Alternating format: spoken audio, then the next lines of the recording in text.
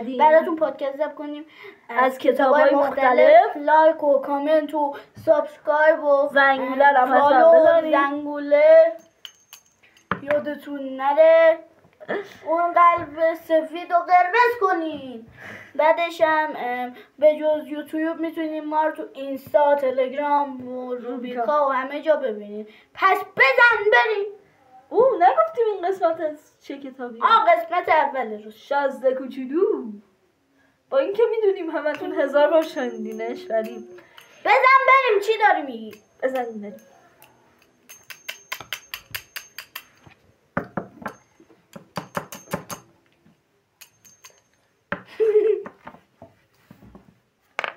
روزگارم تو تنهایی میگذشت، به این که راستی یکی رو داشته باشم که 2 کلمه باهاش حرف بزنم. تا اینکه زد و 6 سال پیش تو دل صحرای کویر حادثه‌ای برام اتفاق افتاد. یه چیز هواپیمام شکسته بود و چون نه تعمیرکاری همراهم بود نه مسافری، تنها دست به کار شدم تا از پس چنان تعمیر مشکلی بر بیام. مسئله مرگ و زندگی بود. آبی که داشتم زورکی 8 روز کفاف میدم. شب اولو 1000 میل دورتر از هر آبادی مسکونی روی ماسته ها به روز آوردم. پرتر از هر کشتی شکسته‌ای که وسط اقیانوس به تخت پاره چسبیده باشه. پلابود میتونین حدس بزنین که چه جور هاج و وج موندم وقتی کله آفتاب به شنیدن صدای ظریف عجیبی که گفت بی زحمت یه بره برام بکش. از خواب پریدم. یه بره برام بکش. چنان از جا جستم که انگار سائقه بهم زده. خوب که چشام مالیدم نگاه کردم، آدم بسیار کوچولوی ظریفی را دیدم که با وقار تمام تو نخ من بود. با چشایی که از تعجب گرد شده بود به این حضور ناگهانی خیره شدم. یادتون نره که من از نزدیکترین آبادی 1000 میل فاصله داشتم و این آدم میزد کوچولوی منم اصلا به نظر نمیومد که راه گم کرده باشه یا خستگی دم مرگه یا گشنگی دم مرگه یا تشنگی دم مرگه یا وحشت دم مرگه.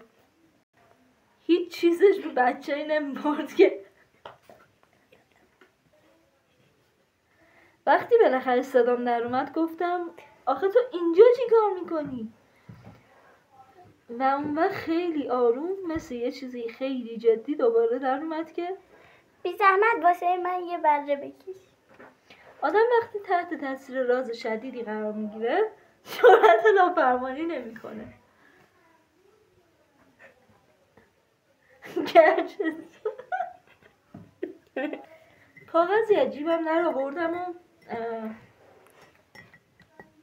کاغذ و خودنویسی عجیبم در آوردم، ولی تازه یادم افتادون که من بلدم بیشتر ریاضی و تاریخ و حساب زبانه، حساب و دستور زبانه. با کشخلقی مختصری گفتم نقاشی بلد نیستم. بهم جواب داد عیب نداره یه بره برام بکش. از اونجایی که هیچ وقت تو عمرم یکی از اون 2 نقاشی که بلد بودم و کشیدم. بوهای بسته دارم. بچه یکی خوردم وقتی هم موجود کوچولو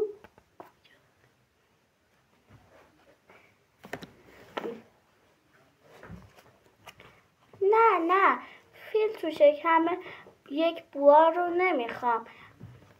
بوها خیلی خطرناکه. فیل جا تنگ کن. جای من خیلی کوچیکه. من یه بره لازم دارم. برام بره بکش. خب کشیدم. به دقت نگاش کرد و گفت نه این که همین حالاش هم حسابی مریضه. یکی دیگه بکش. کشیدم. دوستم لبخند با نمکی زد و در نهایت گذشت گفت خودت که میبینی این بره نیست، قوچه، شاخ داره. نه بازم نقاشی رو عوض کردم. اونم مثل قبلی ها رد کرد. این یکی خیلی پیره. من یه بره میخوام که حالا عمر کنه. چون عجله داشتم که موتور هواپیمامو زودتر پیاده کنم رو بی حوصله جعبه کشیدم که دیوارش 3 تا سوراخ داشت. بعد دهنم پرید که این یه جعبه است، برایی که میخوای تو اینه.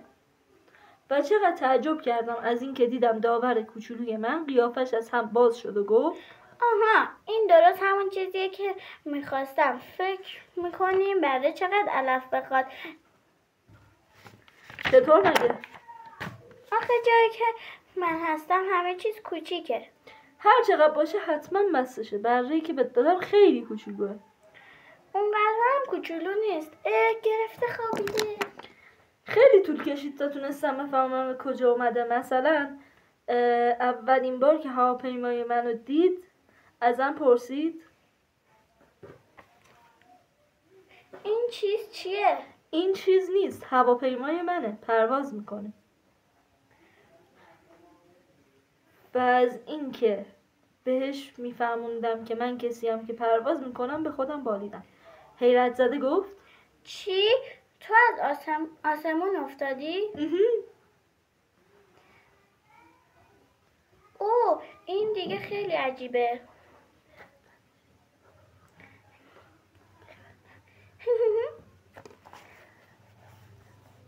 خب پس تو هم از آسمون میای؟ اهل کدوم سیاره ای؟ بفهمی نفهمی نور مبهمی به معمای حضورش تابید. یهو پرسیدم پتو یه سیاره دیگه اومدی؟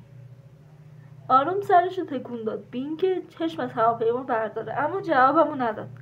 رفته بود تو نخ هواپیما و آرام آرام سرشو تکون میداد. هر چی باشه باید نباید از جای خیلی دوری اومده باشی. مدت درازی تو فکر فرو رفت. بعد برقه اما از جیبش در آورد و محو تماشای گنج پنهانش شد. میتونید تصور کنید از این نیمچه اعتراف سیاره دیگر چه هیجانی به من دست داد. زیر پاش نشستم که حرف بیشتری از زیر زبونش بکشم. تو از کجا میای آقا کوچولوی من؟ خونت کجاست؟ برای منو کجا میخوای ببرید؟ مدتی در سکوت به فکر فرو رفت و بعد در جوابم گفت حسن جعبه‌ای که بهم دادی اینه که شبا میتونه خونش بشه. معلومه، ولی اگه بچه خوبی باشی یه ریسمونم بهت میدم که روزا ببندیش. یه ریسمون به یک قبیله.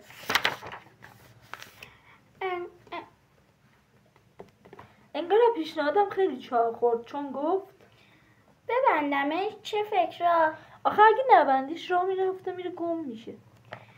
دوست کوچولوی من مگه کجا میتونه بره؟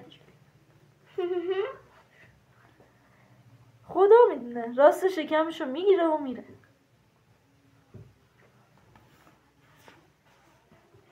بذار بره.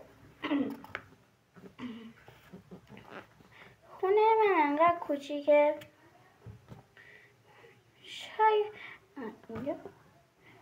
یه راست هم که بگیره بره جای دوری نمیره. به این ترتیب از یه موضوع مهم دیگه هم سر در آوردم که سیاره اون کمی از یه خونه معمولی بزرگتر بود. این نکته انقدرم به حیرتم ننداخت چون میدونستم که سیاره‌های بزرگی مثل زمین و کیوان و تیر و ناهید که هر کدوم اسمی دارن صدها سیاره دیگه هم هست که بعضیاشون از بس کوچیکن با دوربین نجومی هم به هزار زحمت دیده میشن.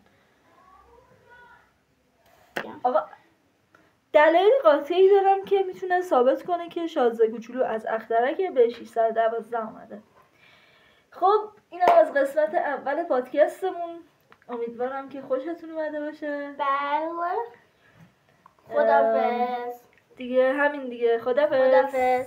تا قسمت بعدی. خدافظ. بله خدافظ.